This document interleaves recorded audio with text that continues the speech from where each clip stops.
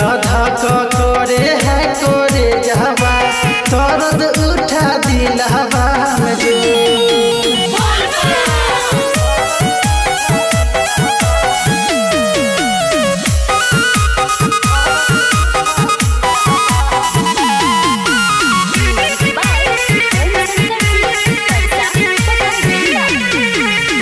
कंधवा पर कावर लेके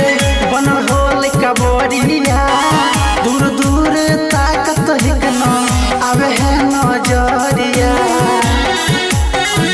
हो बाबा कंधवा पर कावर लेके बनल होल कबरिया दूर दूर ताकत हिकना आवे है नजरिया मन बना लागे बाबा हीरा से लो मन बन लागे बाबा हीरा अखिया से लो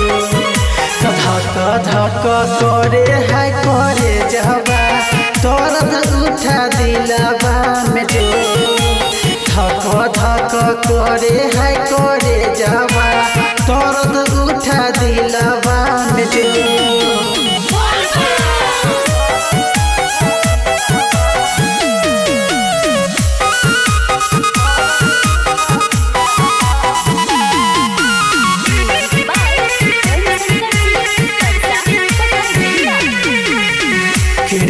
रंग सरिया पहिर के एलहे धनिया झिम झिम बरसई होल बादल से पनिया गेरुआ रंग सरिया पहिर के एलहे धनिया झिम झिम बरसई होल बादल से पनिया संगे होल मिथले सफर के टलकई हथवा काहे छो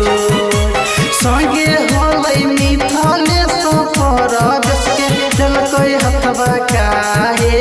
छो धक धक करे है करे जहवा दर्द उठा दिलवा में जो धक धक करे है करे जहवा दर्द उठा दिलवा में जो